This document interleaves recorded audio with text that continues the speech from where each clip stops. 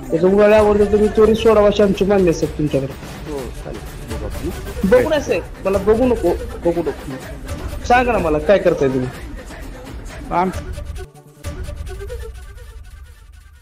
मग तेच की पाणीपट्टी भरून सुद्धा तुम्ही शेतकरी अन्याय करताच की साहेब. नाही अन्याय नाही ती मग आमची काय? सिरियल चालू आहे आता, दररोज आमची फिरती असते.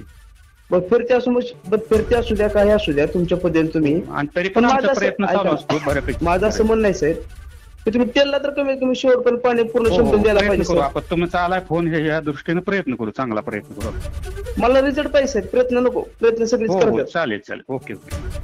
ओके म्हणलं साहेब, लक्षात राहू द्या.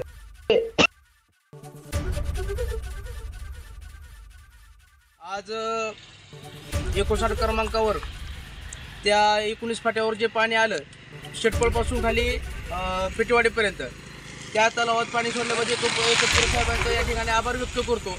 आणि शेतकऱ्यांची मागणी होती की त्यांचं ऊस जळून जाईल, त्यामुळे ज्यांनी पाणी सोडलं त्याबद्दल सुद्धा त्यांचा आभार मानतो. आज पाण्याचं पूजन केलं. येणाऱ्या काळामध्ये असं संघर्ष आम्ही करत राहू, शेतकऱ्यांसाठी कामं करत राहू.